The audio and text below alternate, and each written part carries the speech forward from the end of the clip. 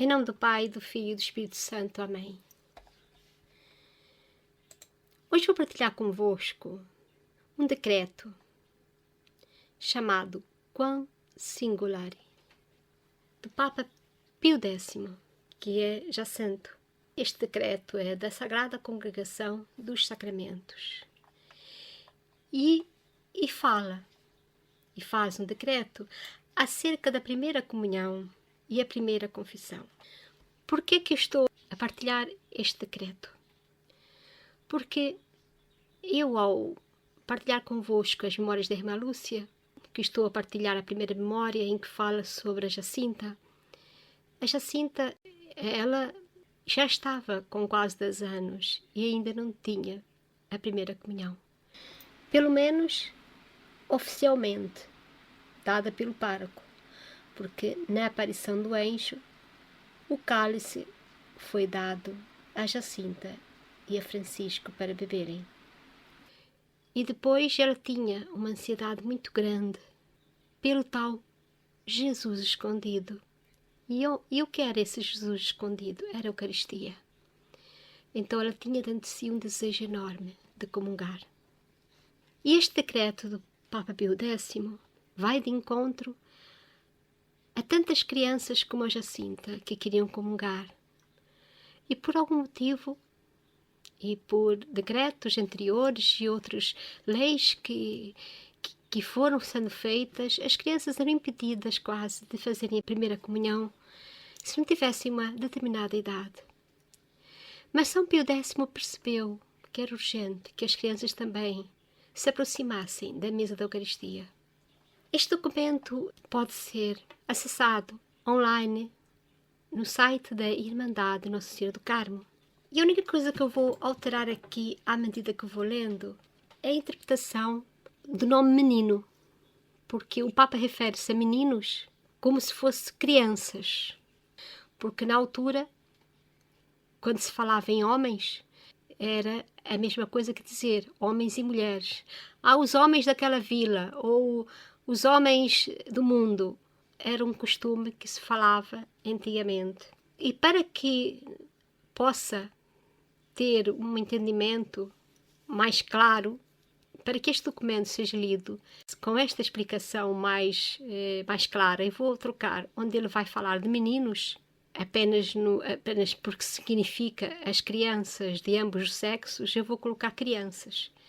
Para ser mais fácil nós entendermos o que o Papa quer dizer.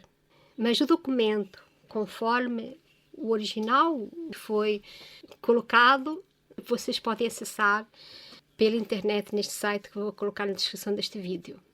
Mas vou só fazer essa substituição para se tornar mais claro para a linguagem de hoje, a linguagem do mundo moderno, para não haver, infelizmente, falsas interpretações, porque a mentalidade do nosso século, de agora, ao falar meninos, não está a se referir às crianças.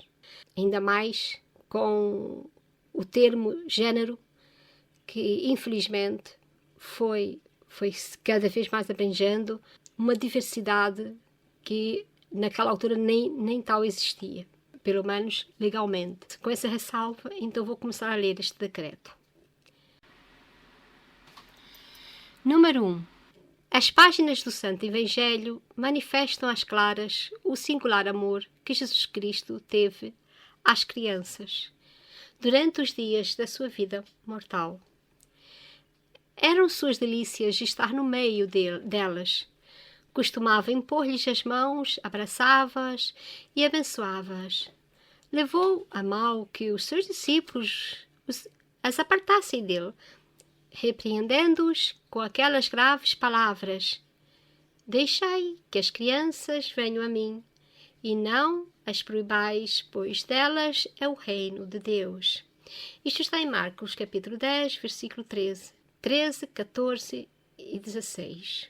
E quanto estimava a sua inocência e a candura de suas almas, bem o manifestou quando, chamando a uma criança, disse a seus discípulos: Na verdade vos digo, se não vos fizerdes como crianças, não entrareis no reino dos céus.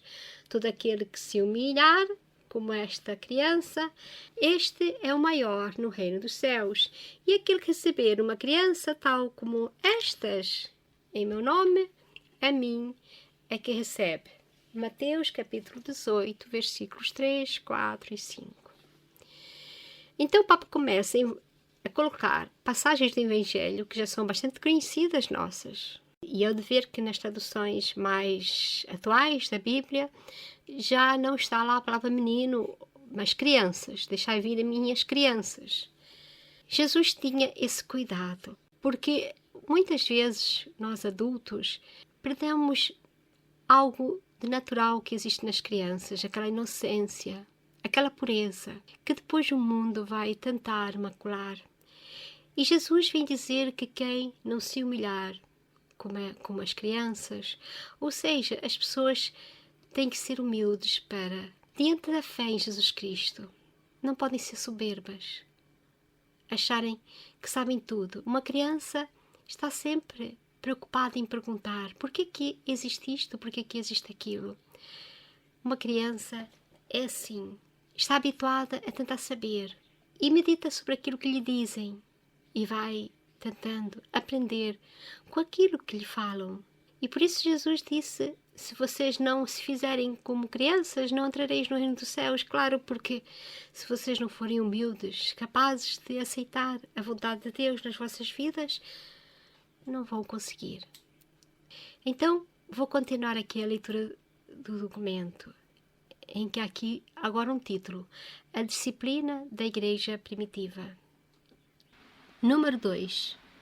Tendo presente tudo isto, a Igreja Católica, logo desde seus princípios, curou de aproximar os pequeninos de Cristo, valendo-se da comunhão eucarística, que costumava administrar-lhes, sendo ainda crianças de peito. Isto, como aparece prescrito em quase todos os rituais antigos até o século XII. Fazia-se no ato do batismo, costume que em alguns sítios perseverou até tempos posteriores e que ainda subsiste entre os gregos e os orientais. E para arredar o perigo de que as crianças de peito vomitassem o pão consagrado, logo de princípio se generalizou o costume de administrar-lhes a Sagrada Eucaristia debaixo da espécie de vinho. Quer dizer, parando aqui mais um pouquinho, isto quer dizer que, nos tempos da Igreja Primitiva, as crianças até mesmo de colo já recebiam a Eucaristia. Isto é surpreendente, mas vamos continuar com aquilo que o Papa diz, número 3. E não só no ato do batismo, mas também depois, e repetidas vezes, as crianças eram alimentadas com este divino manjar, pois foi costume de algumas igrejas dar a comunhão às crianças imediatamente depois de comungar o clero, e noutras partes depois da comunhão dos adultos. As crianças recebiam os fragmentos que sobravam. Número 4.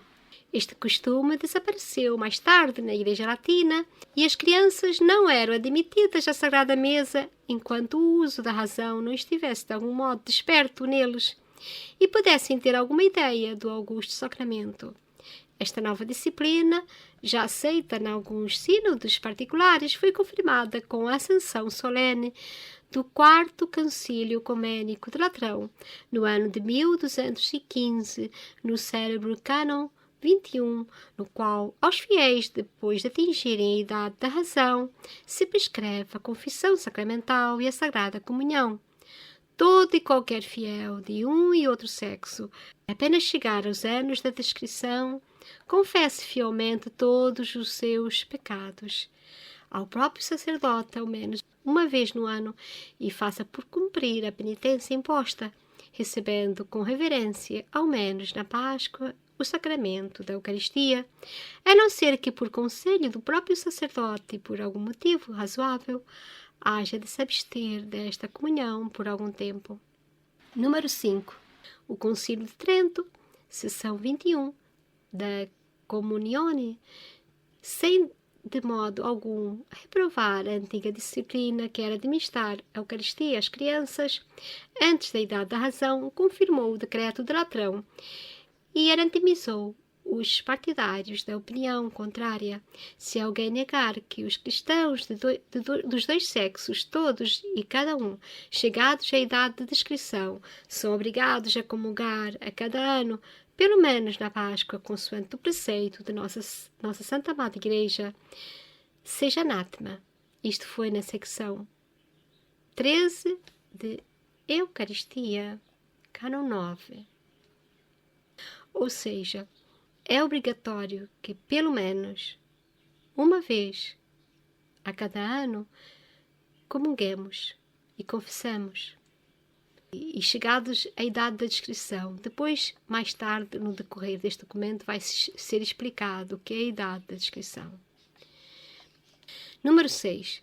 Portanto, por força do decreto de Latrão, mais acima citado e sempre em vigor, os fiéis, desde que tenham atingido a idade da discrição, são obrigados a aproximar-se, ao menos uma vez por ano, dos sacramentos da penitência e da Eucaristia.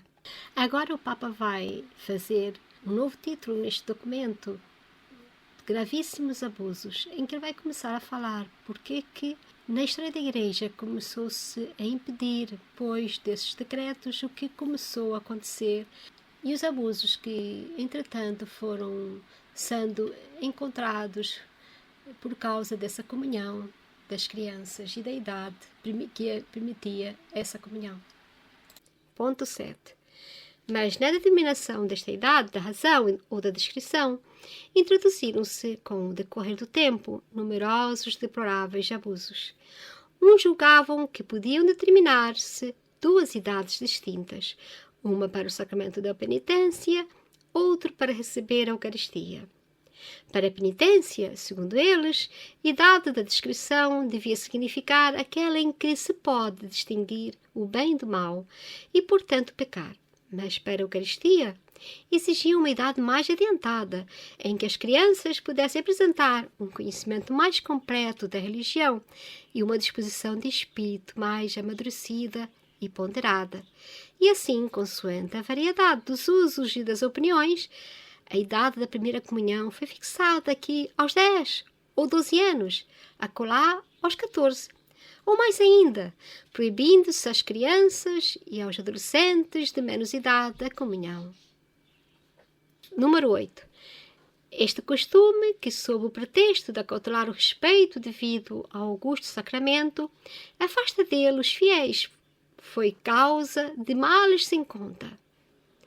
Sucedia de facto que a inocência da criança, arrancada às carícias de Jesus Cristo, não se alimentava de nenhuma seiva interior, e desastrada consequência.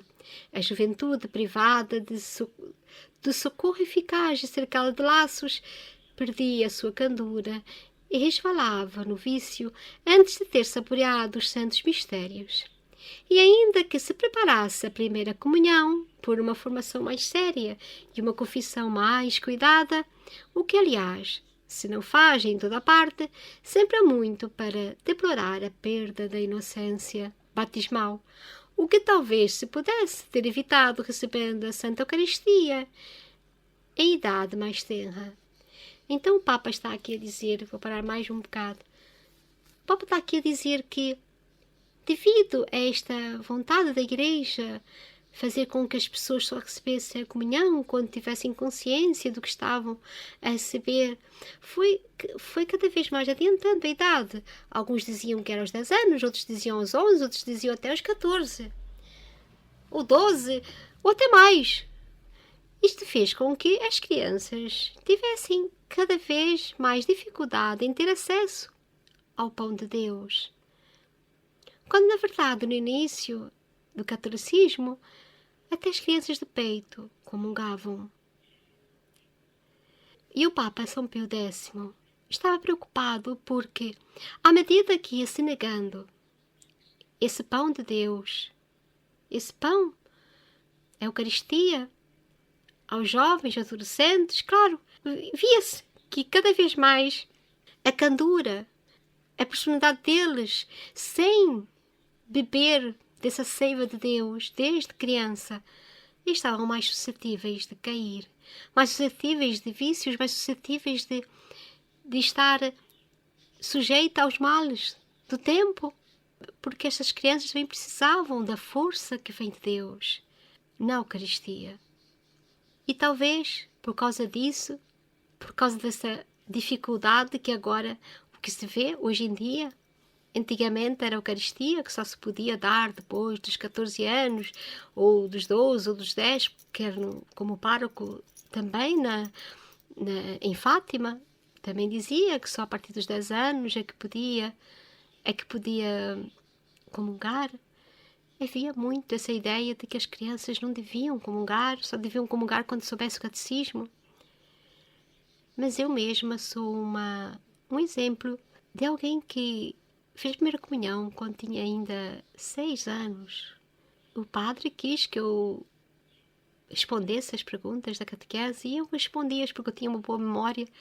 Minha mãe foi me ensinando, eu não sabia ler, mas tinha um grande desejo, já com aquela idade, de receber a primeira comunhão. E como eu, tantas outras crianças queriam recebê-la.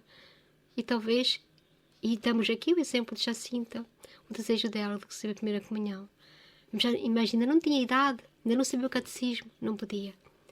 Mas ela sabia distinguir bem o que lá estava. Por isso que ela chamava Jesus escondido. Mas vemos que este Papa, o São Pio X, estava muito preocupado e continua assim o seu decreto. Número 9. Nem merece menor censura o costume existente em muitos lugares de não confessar as crianças não admitidas à Sagrada Mesa ou de não as absolver, com que é muito fácil que permaneçam longe longo tempo em estado de pecado, com gravíssimo perigo para a sua salvação. Número 10. E o mais grave ainda é que, em alguns lugares, as crianças não admitidas à primeira comunhão, nem mesmo em perigo de morte, se lhes permite receber o santo viático. E se falecem, enterrados como crianças, não são ajudados pelos sufrágios da Igreja. Número 11.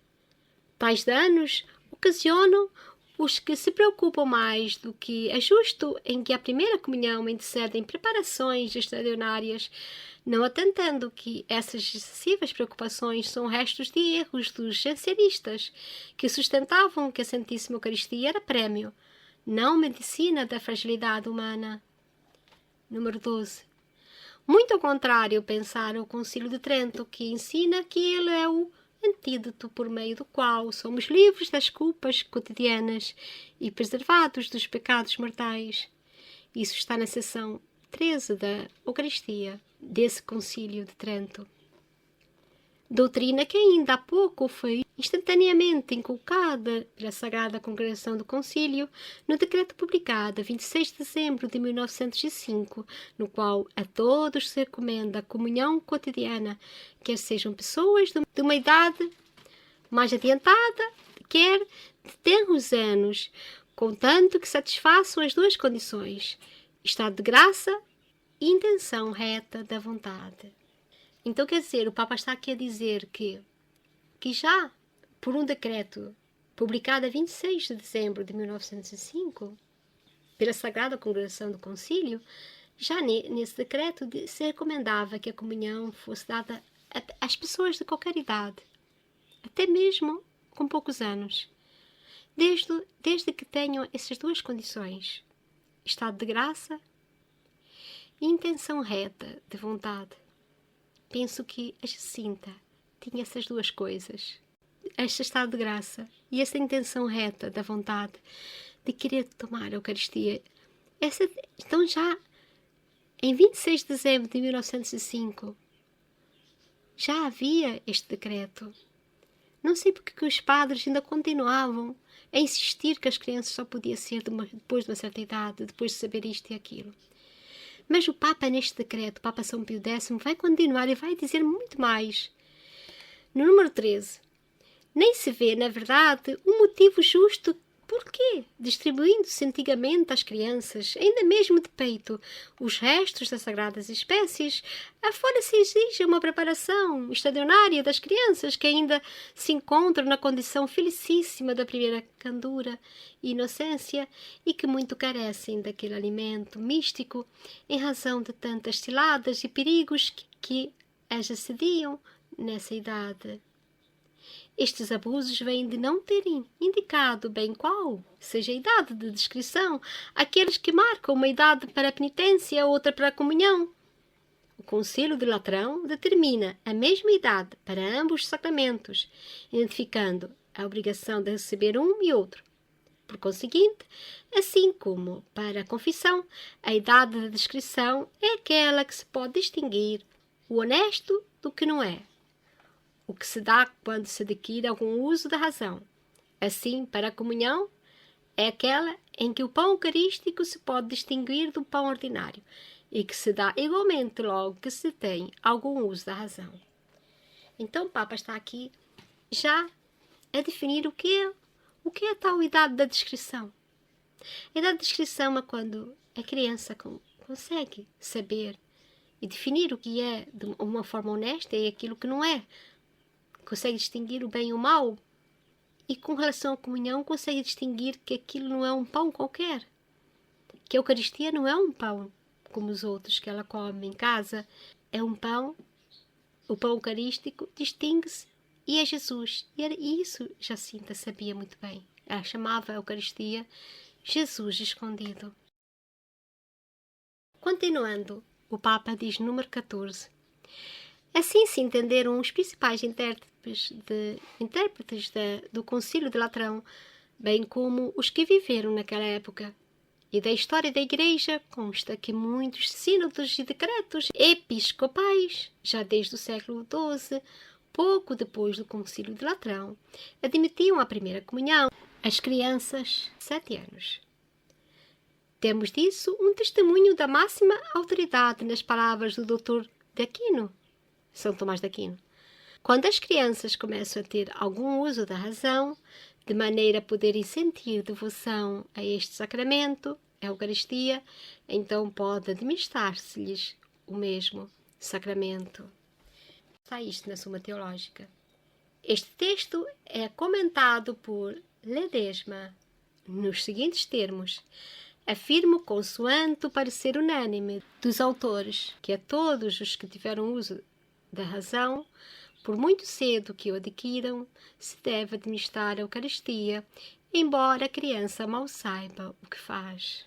Vasquez explica assim a mesma passagem. Apenas a criança atingir o uso da razão está logo obrigado, por direito divino, de forma que nem a Igreja o pode de modo algum dispensar. Tal é também a posição de Santo Antônio, que escreveu: quando a criança for capaz de malícia, isto é, quando puder pecar mortalmente, está obrigado ao preceito da confissão e, por conseguinte, ao da comunhão.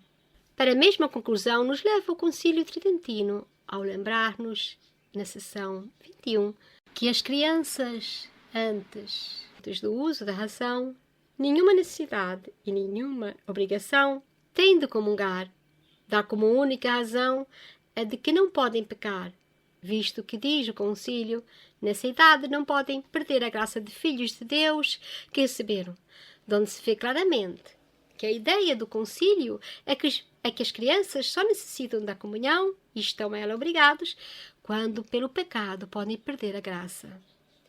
E com estas palavras concordam as do Concílio Romano, celebrado no pontificado de Bento XIII, e que ensina que a obrigação de receber a Eucaristia começa desde que os meninos e as meninas chegarem à idade da discrição, isto é, a idade em que estão aptos para diferenciar o pão comum e profano do alimento sacramental, que não é outro senão o verdadeiro corpo de nosso Senhor Jesus Cristo, para se aproximarem da mesa eucarística com a devida piedade e devoção. O Catecismo Romano exprime-se por este teor. Em que idade se hão de dar às crianças os sagrados mistérios? Ninguém melhor o pode determinar do que o pai e o sacerdote, a quem eles confessam os seus pecados. A estes pertencem averiguar e saber das crianças se já adquiriram algum conhecimento deste admirável sacramento e se têm gosto em o receber. Então, o Papa está a dizer que, na verdade, as palavras do concílio, que foram depois interpretadas de uma forma um bocado desviadas daquilo que queriam dizer, porque o que o concílio dizia era que, enquanto as crianças não forem capazes de pecar, ou seja, enquanto que elas não tiverem aquela noção de que aquele gesto, de que a sua alma pode se perder, então elas poderiam estar dispensadas da Eucaristia.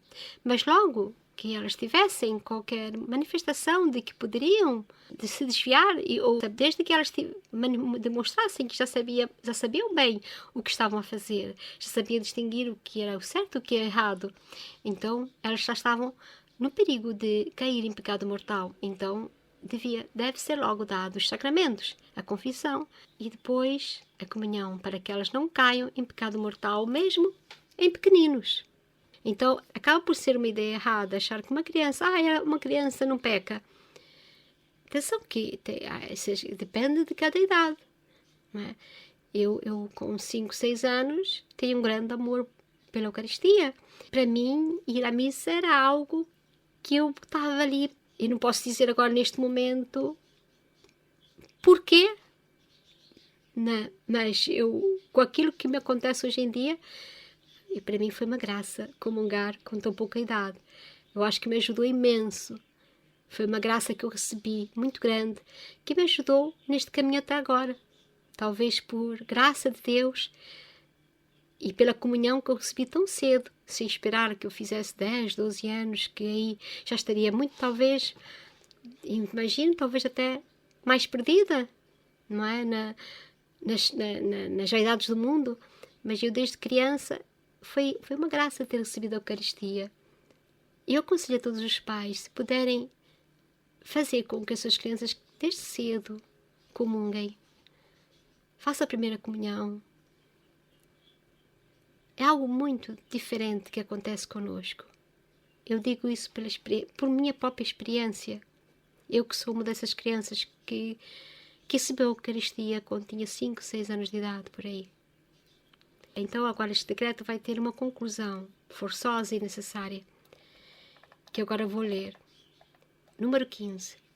De tudo isso se deduz que a idade de descrição para comungar é aquela em que a criança sabe distinguir o pão eucarístico do pão comum e corporal, para poder devotamente aproximar-se do altar. Portanto, não se exige um conhecimento completo das verdades da fé, pois basta só conhecer alguns elementos, isto é, ter alguns conhecimentos, nem sequer o uso perfeito e cabal da razão, pois basta um princípio, isto é, algum uso da razão.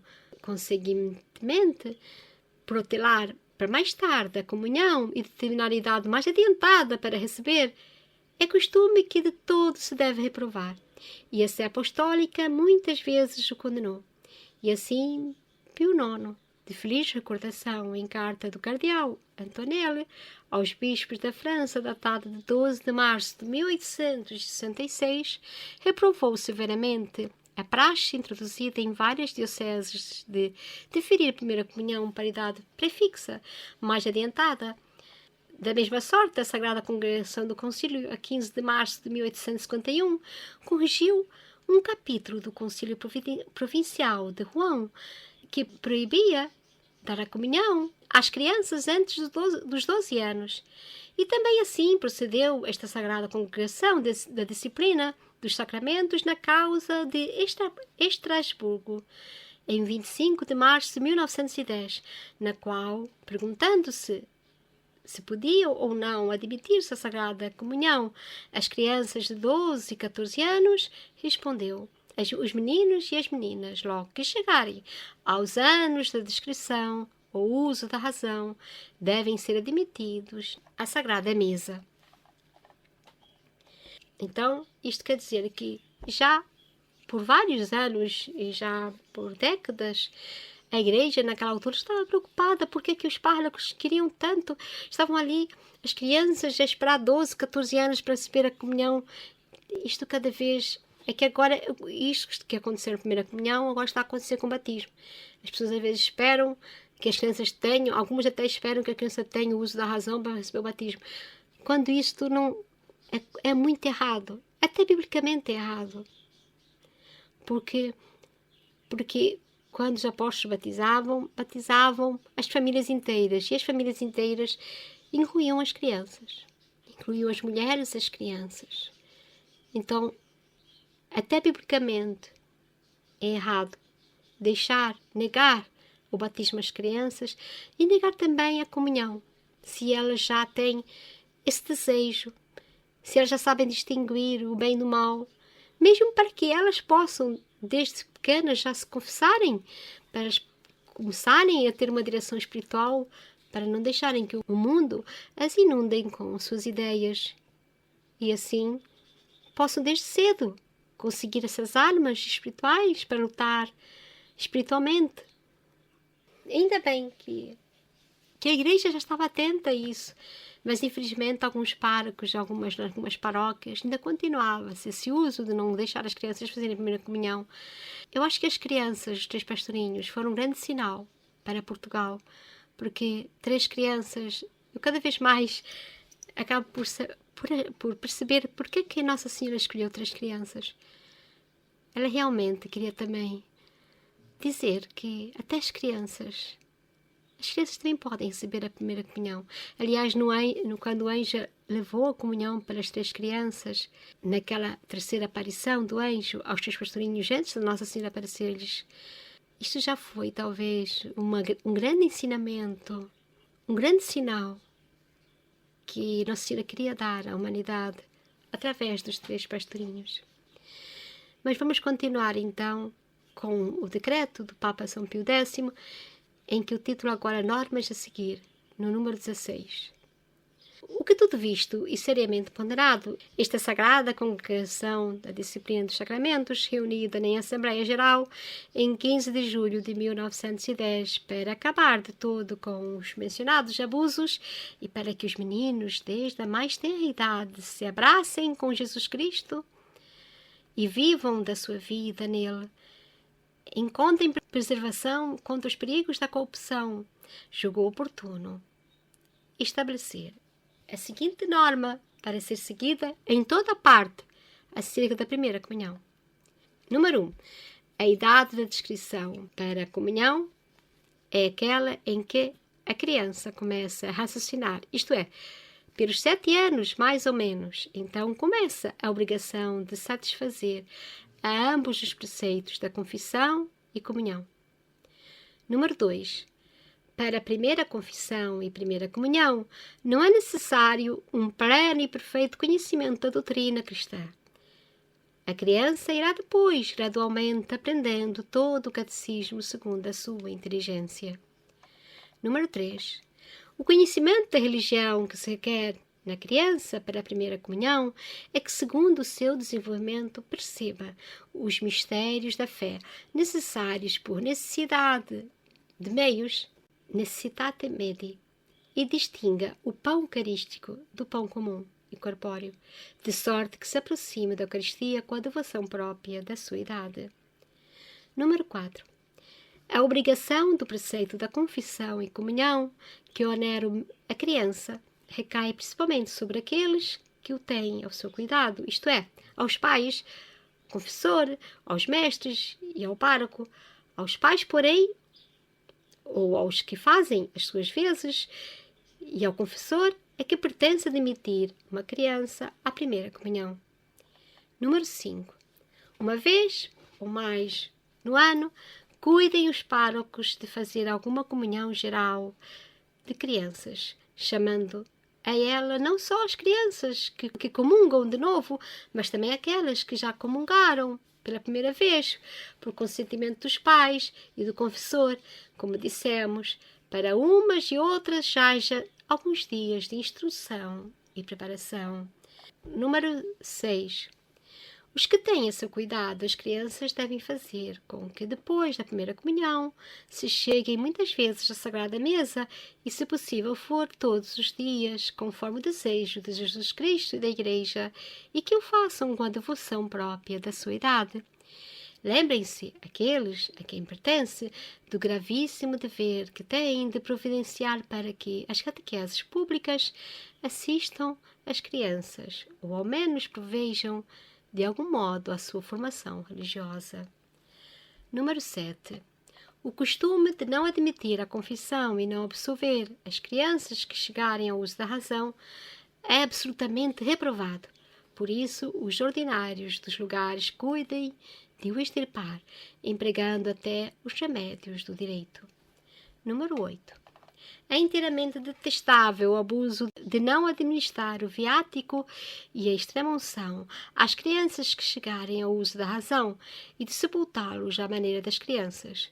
Os ordinários dos lugares castiguem severamente aqueles que disso se não emendarem. Então, o Papa está aqui a dizer, está aqui a ditar normas que devem ser seguidas. Primeira norma é que a idade da discrição, pelo menos aos 7 anos. Pelo menos aos 7 anos. Em que a criança começa a fazer a confissão e a comunhão. Porque mais ou menos nessa altura é que ela começa a raciocinar. Então a idade de discrição para a comunhão, pelo menos aos 7 anos. Depois, a confissão, a primeira comunhão, não é necessário que a criança esteja e saiba toda a doutrina cristã. Ela depois irá aprendendo, aos poucos, segundo a sua inteligência. Depois, também, no terceiro ponto, o Papa diz que o conhecimento da religião que se quer a uma criança para fazer a primeira comunhão deve ser de acordo com o seu desenvolvimento e de acordo com aquilo que a criança possa chegar. Mas o mais importante é que ela distinga o pão eucarístico do pão comum e corpóreo, para que ela se aproxime da Eucaristia com aquela devoção, de acordo com a sua própria idade, mas que ela saiba exatamente o que está a tomar, que não é um pão normal, como ela come em casa, é o pão eucarístico, é diferente, é Deus, é Jesus. Então é importante que ela se aproxime da Eucaristia com este entendimento. Depois o Papa também diz que este preceito da confissão e comunhão das crianças recai sobre os pais, sobre o confessor, sobre os mestres, sobre o pároco. Aos que fazem às vezes de pais e ao confessor recai esta admissão de uma criança à primeira comunhão. Então, quer dizer, o que acontecer a estas crianças será depois da responsabilidade desses pais e desse pároco, desses sacerdotes, dos confessores. E então, ele então pede também no ponto 5 que os párocos, uma vez ou mais ao ano, que faça uma comunhão geral das crianças, chamando não só as crianças que comungam de novo, mas também aquelas que já comungaram pela primeira vez, por consentimento dos pais e do confessor, dando a elas também alguns dias de instrução e preparação para isso. No número 6, o Papa refere que aqueles que têm a obrigação de levarem as crianças à primeira comunhão, que isso é um gravíssimo dever que têm, de providenciar para que elas tenham a formação religiosa necessária, que assistam às catequeses públicas. Quer dizer, os pais devem levá-las, devem fazer a diligência de as levar a assistir às catequeses, esta formação religiosa. Depois, número 7, este decreto lembra que o costume de não admitir a confissão e não absolver as crianças que chegaram ao uso da razão é reprovado. Não se pode fazer isso. Por quê? Porque enterrar as crianças sem esse direito, quando elas já chegaram à idade da razão, aos 7 anos, é algo que deve ser retirado, extirpado das paróquias. Tanto é que ele diz no número 8 que deixar de administrar o viático e a extrema-unção às crianças que já chegaram ao uso da razão e de sepultá-las como se fossem crianças, isso é um abuso, é detestável.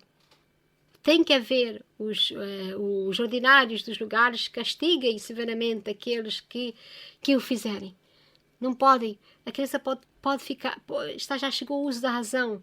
Ela não pode ser enterrada sem o viático, sem a extrema-unção. Pode-se condenar eternamente, mesmo sendo criança. Então, este decreto tem uma conclusão, que eu vou ler assim, aqui, que é o número 17. O nosso Santíssimo Senhor e Papa Pio X, em audiência de 7 do corrente mês, aprovou todas as sobreditas resoluções dos Santíssimos Cardeais desta Sagrada Congregação e ordenou que se publicasse e promulgasse o presente decreto. A todos e a cada um dos ordinários mandou que dessem conhecimento do mesmo decreto, não só aos párocos e clero, mas também ao povo, a quem sua santidade quer que seja lido em língua vernácula todos os anos pelo tempo da desobriga. Os mesmos ordinários, no fim de cada período de 5 anos, juntamente com o relatório dos outros negócios da diocese, deverão dar conta da observância do presente decreto. Não obstam quaisquer disposições em contrário. Dado em Roma, no palácio da mesma Sagrada Congregação, a 8 de agosto de 1910. Cardeal Dom Ferrata, prefeito, Giustine, secretário. Mas muitas pessoas, depois de eu ler isto, vão dizer: mas e agora? E nestes últimos tempos isto ainda está em vigor? Pelo que eu soube, penso que sim. Fui pesquisar um pouco e percebi que, sim, permitir que as crianças possam receber Jesus Eucarístico quanto antes possível representou durante muitos séculos um dos alicerces mais firmes da pastoral destinada aos mais pequeninos no seio da Igreja.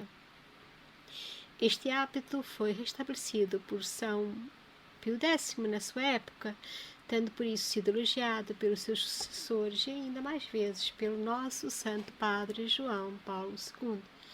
Então,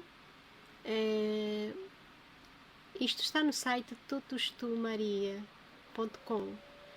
O cânono 914 do Código de Direito Canônico acolheu plenamente o pensamento do Sumo Pontífice. Os pais, em primeiro lugar, e aqueles que fazem as suas vezes, assim como o pároco, têm a obrigação de procurar fazer com que as crianças que já alcançaram o uso da razão se preparem convenientemente e se nutram quanto antes depois da confissão sacramental com este alimento divino. E que também refere que o Papa João Paulo II, em seu livro intitulado Levantai-vos, vamos, ele disse: um testemunho comovedor de amor pastoral pelas crianças foi dado pelo meu predecessor, São Pio X, com a sua decisão acerca da primeira comunhão. Ele não somente reduziu a idade necessária para aproximar-se da mesa do Senhor, fruto este de que eu mesmo gozei em maio de 1929, mas ofereceu também à criança em questão também a possibilidade de receber a comunhão até mesmo antes de ter completado 7 anos de idade, caso a criança em questão demonstre um discernimento que se possa considerar suficiente. A Sagrada Comunhão antecipada foi uma decisão pastoral que merece ser recordada e elogiada. Ela produziu muitos frutos de santidade e de apostolado entre as crianças, favorecendo o surgimento de mais vocações sacerdotais. Isto foi escrito por João Paulo II no livro Levantai-vos, vamos, na edição de 2004, página 97. Isto pode ser lido no site www.totusmaria.com.br. Agora, de São Pio X, há algum relato ou possa comprovar esse amor pelas crianças para que eles façam a primeira comunhão e a confissão quanto antes? Sim, há um facto que podemos ler no site sendarium.com, em que conta um episódio em que houve um fato concreto que ilustra bem o que o Santo Padre São Pio X pensava da comunhão das crianças. Conta-se que, certa ocasião, uma senhora apresentou ao Santo Padre o seu pequeno filho para receber dele uma bênção especial. E este a interpelou, dizendo: quantos anos ele tem? 4, santidade, e espero que em breve ele possa receber a comunhão. Pio X dirigiu-se então paternalmente à criança: quem você recebe na comunhão? E a criança respondeu: a Jesus Cristo. E quem é Jesus Cristo? É Deus, respondeu o pequeno sem hesitar. Virando-se para a mãe da criança, deliberou: trago-o aqui amanhã e eu mesmo lhe darei a comunhão. Até me senti emocionada quando li este relato. Penso que esta criança que foi apresentada ao Papa São Pio X manifestou tudo o que se deve saber do que seja a comunhão e o que é preciso saber, de saber porque recebemos a Santa Comunhão. O Papa Pio X percebeu logo que esta criança estava preparada para receber a primeira comunhão e fez questão de a dar logo no dia seguinte, sem mais demoras. Em nome do Pai, do Filho e do Espírito Santo. Amém.